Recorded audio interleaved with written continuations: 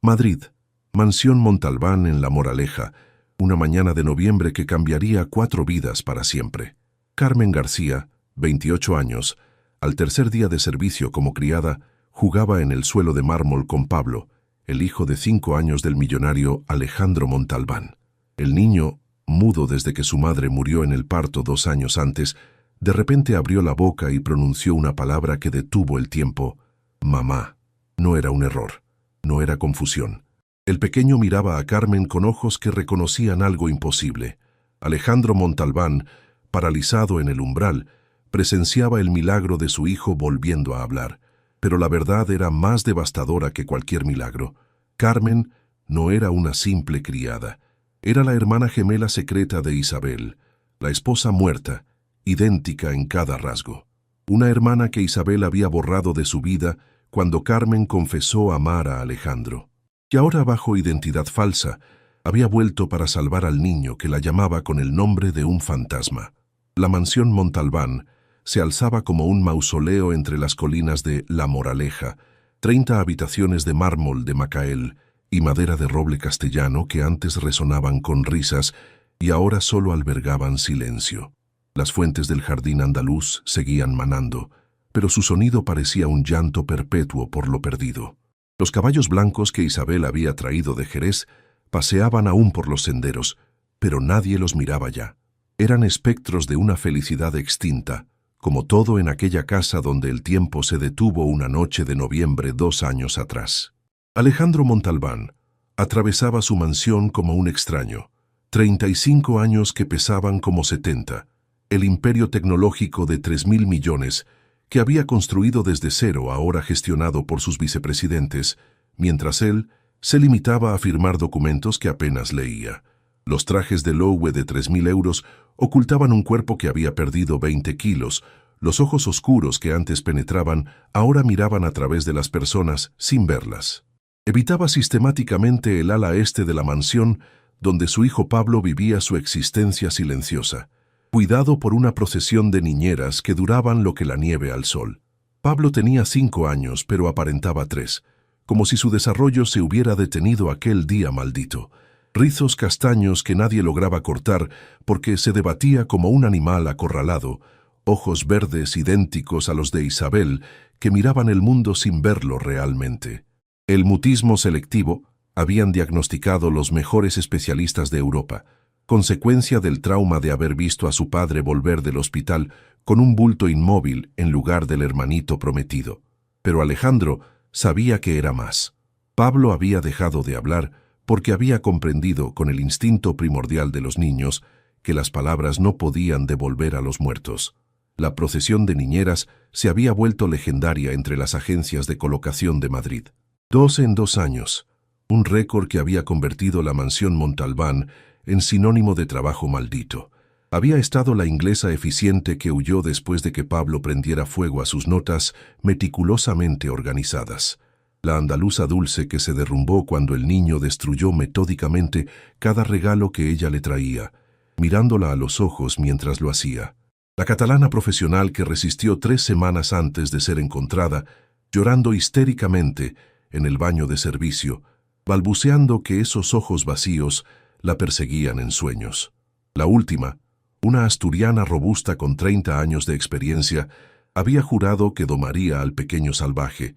Duró 1 semana. Pablo había esperado a que se encariñara, a que bajara las defensas.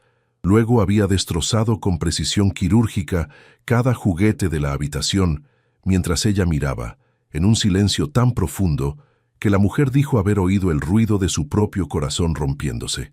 Se fue sin siquiera pedir el sueldo, susurrando que en aquella casa había algo roto que nadie podía arreglar. La gobernanta, señora Herrera, 60 años de servicio impecable en las mejores casas de Madrid, estaba al borde del colapso nervioso. Alejandro había amenazado con despedirla si no encontraba a alguien en 1 semana, y ella había rascado el fondo del barril de las agencias. Así fue como encontró a Carmen García, o al menos así decían los documentos chapuceros que la agencia de tercera había proporcionado. Carmen había llegado en una mañana de niebla espesa, que envolvía la mansión como un sudario. 28 años declarados, ropa modesta pero limpia, una maleta de cartón que parecía contener todo lo que poseía. Los documentos la identificaban como extremeña, huérfana, con referencias de casas burguesas del sur que nadie se molestó en verificar. Hablaba con acento extremeño estudiado, mantenía los ojos bajos, aceptaba el sueldo mínimo sin regatear. La gobernanta, desesperada, la contrató en el acto sin consultar a Alejandro, que ya firmaba cualquier cosa con tal de no enfrentar los problemas domésticos. Pero Carmen ocultaba una verdad que haría derrumbar ese castillo de naipes. No era extremeña, no era huérfana, ni siquiera se llamaba Carmen García. Era Carmen Herrera, gemela idéntica de Isabel Herrera Montalbán, la señora muerta. Idénticas hasta la última peca, mismo timbre de voz, mismos gestos involuntarios. Separadas no por nacimiento sino por la vida, cuando a los 18 años Carmen cometió el pecado imperdonable de confesar a Isabel que estaba perdidamente enamorada de Alejandro, el novio que la hermana acababa de presentar a la familia. La pelea había sido apocalíptica. Isabel la había golpeado, arañado, maldecido. La había llamado traidora, zorra, ladrona de felicidad. Había jurado que Carmen estaba muerta para ella. Había convencido a los padres ancianos de que la gemela había huido por vergüenza. Había borrado toda huella de su existencia de las fotos familiares. Se había casado con Alejandro 6 meses después, en la Catedral de Sevilla, sin revelar jamás que tenía una hermana, mucho menos una gemela idéntica. Carmen había huido a Argentina con los últimos ahorros. Había vivido como un fantasma durante 10 años. Trabajaba como maestra de apoyo para niños autistas en Buenos Aires, un trabajo que la llenaba sin curarla. Nunca se había casado, nunca había amado a otro. Alejandro había permanecido como el único hombre en su vida, un recuerdo que quemaba como ácido cada vez que pensaba en él. Las noticias desde España la habían alcanzado a través de conocidos comunes que ignoraban su exilio. El embarazo difícil de Isabel, el reposo forzado, los gemelos que crecían mal. Luego el parto prematuro, la hemorragia masiva, un bebé nacido muerto y el otro que gritaba mientras la madre se desangraba. Y finalmente, la noticia que la había destrozado definitivamente. Pablo, el sobrino que nunca había visto, se había vuelto mudo por el trauma de haber perdido madre y hermano en el mismo momento. Había vendido todo, falsificado documentos con los últimos ahorros, tomado un vuelo de solo ida. No por Alejandro, se mentía mirándose al espejo, sino por el niño inocente que pagaba por culpas ajenas, una mentira que se contaba para soportar el dolor de estar tan cerca del hombre que había amado, perdido y nunca olvidado. El primer día en la mansión había sido un viaje al infierno. Isabel estaba en todas partes, retratos al óleo en el salón principal, fotografías en cada habitación, el olor de su perfume francés que parecía haberse infiltrado en las paredes. Su estudio aún intacto con los diseños de moda que nunca completaría. El armario lleno de vestidos que nadie se atrevía a tocar. Carmen se movía por aquella casa como por un campo minado. Cada paso amenazaba con hacerla estallar en lágrimas. El segundo día, Alejandro la había cruzado en el pasillo principal. Se había detenido en seco como si hubiera chocado contra un muro invisible, el color mediterráneo volviéndose ceniciento.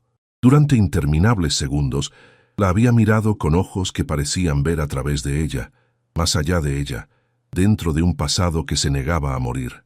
Carmen había contenido la respiración, segura de haber sido descubierta. Pero entonces, él había sacudido la cabeza violentamente, como un perro que se sacude el agua, y había huido casi corriendo hacia su despacho, donde se encerró con llave y no salió hasta bien entrada la noche. La gobernanta había notado la reacción, pero la atribuyó al vago parecido con la difunta señora. Al fin y al cabo, había racionalizado.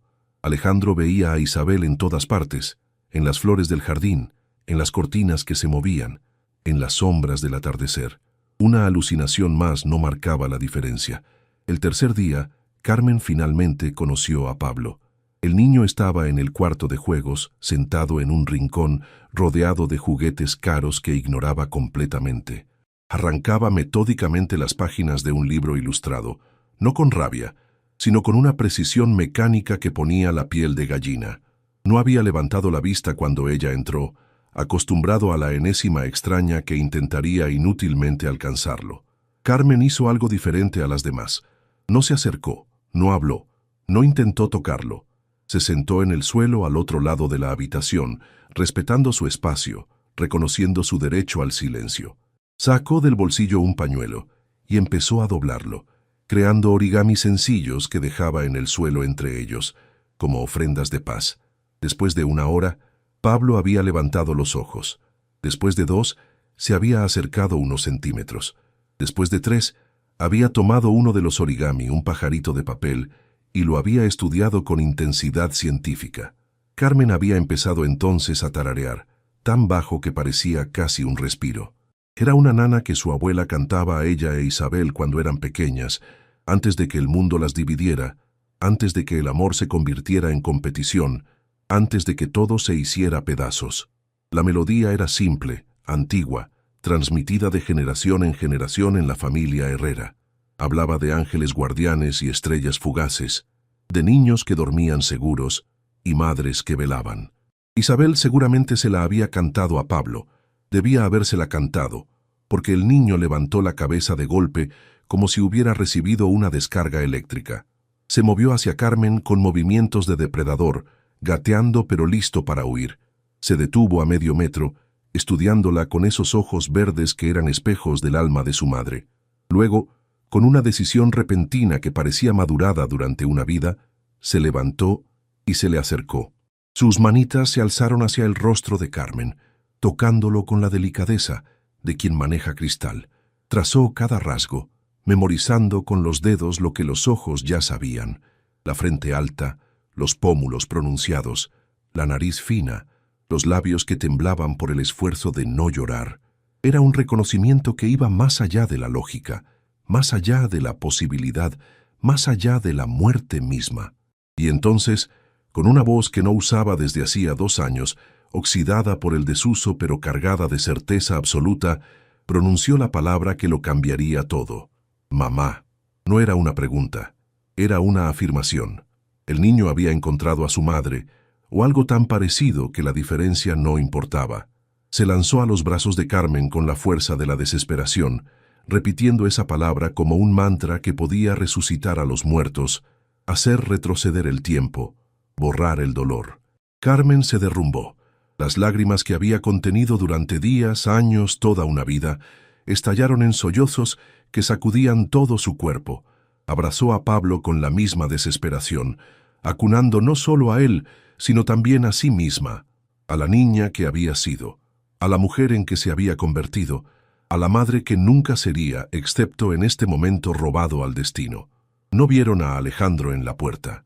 Había llegado corriendo al oír la voz de Pablo, la voz que los mejores especialistas de Europa habían declarado perdida para siempre. Se había detenido en el umbral como alcanzado por un rayo, presenciando una escena que su cerebro racional se negaba a procesar: su hijo hablando, llorando, aferrándose a una desconocida, llamándola con el nombre más sagrado del mundo, una desconocida que tenía el rostro exacto de su esposa muerta.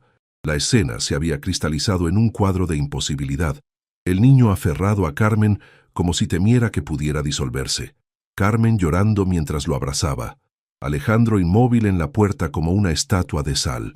Cuando finalmente se movió, fue para derrumbarse. Las rodillas del millonario, que no se doblegaba ante nadie, cedieron, y se encontró sentado en el suelo llorando como no había llorado ni siquiera en el funeral. Pablo, con la lógica pura de los niños, había tomado la mano del padre. ¿Te está gustando esta historia? Deja un like y suscríbete al canal. Ahora, continuamos con el vídeo. Y la había puesto sobre la de Carmen, declarando que ahora volvían a ser una familia. El corazón de Carmen se partió al oír esas palabras inocentes, cargadas de una verdad que el niño no podía comprender. Esa noche, después de que Pablo se durmiera sereno por primera vez en 2 años, agarrando la mano de Carmen como si fuera un ancla de salvación, Alejandro la convocó en su despacho. La habitación olía a whisky y desesperación, pero la botella permanecía cerrada, mientras la verdad emergía como pus de una herida infectada. Carmen confesó todo en un monólogo fragmentado por el llanto. el amor adolescente por Alejandro, que la había consumido, la confesión a Isabel hecha en un momento de debilidad, la furia de la hermana que la había borrado como se borra un error. El exilio argentino donde había vivido como una sombra, enseñando a niños autistas para dar sentido a días todos iguales. La noticia de la muerte de Isabel, llegada a través de conocidos comunes, la culpa por haber sobrevivido a la gemela que había traicionado con el corazón. Alejandro escuchó en silencio sepulcral, el rostro una máscara que ocultaba un huracán. Cuando finalmente habló, sus palabras fueron bisturís que abrieron nuevas heridas. Isabel había delirado antes de morir, llamando el nombre de Carmen, pidiendo perdón. Él había pensado que eran alucinaciones de la morfina, no había entendido. Isabel había mantenido el secreto de la gemela durante todo el matrimonio, llevándose a la tumba una mentira del tamaño de una vida. De la caja fuerte empotrada, extrajo un sobre sellado con la caligrafía de Isabel, para Carmen, si alguna vez vuelve. La carta, escrita el día antes del parto cuando los médicos habían hablado de complicaciones, era una confesión y un testamento a la vez. Isabel admitía haber sabido siempre del amor de Carmen por Alejandro, haberlo desposado también para castigarla, para ganar una competición que solo existía en su cabeza. Pero confesaba también el amor nunca extinguido por la hermana, el remordimiento por haberla borrado, el miedo que la había guiado. La última frase fue una puñalada de redención. Isabel rogaba a Carmen que cuidara de Pablo si ella no lo lograba, que lo amara con el corazón de madre que siempre había tenido, aunque sin hijos propios, que viviera la vida que le había robado. Las semanas siguientes fueron un equilibrio imposible entre verdad y ficción. Para Pablo, Carmen era la madre vuelta milagrosamente, y nadie se atrevía a contradecirlo. El niño había florecido con una velocidad que asombraba a los terapeutas. Hablaba incesantemente, reía, jugaba, recuperaba 2 años de vida en pocas semanas. Carmen vivía suspendida entre identidades. De día la criada que casualmente se parecía a la difunta. De noche la madre sustituta, que acunaba a Pablo a través de las pesadillas pobladas de hermanitos muertos y madres desaparecidas. Se movía por la mansión como un fantasma benévolo, devolviendo vida donde solo había habido supervivencia. Alejandro la observaba con una intensidad que quemaba. Veía a Isabel en cada gesto, pero también las diferencias. Carmen era más dulce, menos calculadora. Amaba a Pablo con una dedicación libre de las ansiedades de perfección que habían caracterizado a Isabel. La miraba jugar con su hijo, y algo en su pecho blindado empezaba a agrietarse. La propuesta llegó durante una cena silenciosa, mientras Pablo parloteaba sobre su nuevo amigo imaginario. Alejandro dejó los cubiertos con precisión quirúrgica y pronunció 2 palabras que cambiaron 3 destinos. «Cásate conmigo». No era una declaración de amor, sino un contrato. Por Pablo, explicó con voz neutra de negociación empresarial, adopción legal, madre a todos los efectos, nadie sabría jamás la verdad. Carmen sintió el corazón morir y renacer en el mismo instante. El hombre que había amado durante media vida le ofrecía un matrimonio de conveniencia, una vida de sustituta. Miró a Pablo, que aplaudía entusiasmado, y comprendió que no había elección, o mejor dicho, la elección la había tomado al entrar en aquella mansión con documentos falsos y el corazón lleno de fantasmas. Aceptó con un gesto, la voz robada por la enormidad del momento. La boda fue rápida y discreta, un rito civil con pocos testigos, justificado como el viudo que desposaba a la mujer que había salvado a su hijo del mutismo. El parecido con Isabel fue notado, pero no comentado. El poder de Alejandro suficiente para silenciar cualquier cotilleo. La noche de bodas fue una crueldad necesaria. Habitaciones separadas, distancia física mantenida como un acuerdo tácito. Carmen en la cama que había sido de Isabel, rodeada por los fantasmas de una vida ajena.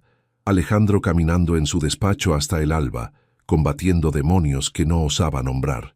Pero Pablo era feliz, y su felicidad justificaba cualquier sacrificio adulto. 6 meses de rutina habían creado una apariencia de normalidad. La mansión ya no era un mausoleo, sino una casa donde se oían risas de niño. Carmen había traído vida a las habitaciones muertas, plantas en lugar de flores de seda, dibujos de Pablo en lugar de parte de los retratos de Isabel, música en lugar del silencio opresivo. Alejandro cedía milímetro a milímetro. Las miradas se demoraban cuando creía no ser observado. Los desayunos se alargaban cuando antes siempre huía. Las noches en el despacho se volvían noches en el salón, escuchando a Carmen leer cuentos a Pablo. El cumpleaños de Pablo trajo el punto de inflexión. Carmen había organizado una fiesta sencilla, nada de la ostentación que Isabel habría exigido. Alejandro había vuelto temprano con un castillo de madera hecho a mano, el primer regalo que elegía personalmente en 2 años. Durante la fiesta, mientras apagaban las velas, Pablo expresó en voz alta el deseo que rompió toda ficción. Quería un hermanito vivo esta vez. El silencio que siguió fue ensordecedor. Los padres de los otros niños intercambiaron miradas incómodas mientras Carmen enrojecía y Alejandro palidecía. Pero fue la respuesta de Alejandro la que sorprendió. Prometió que quizás algún día, cuando mamá y papá estuvieran listos.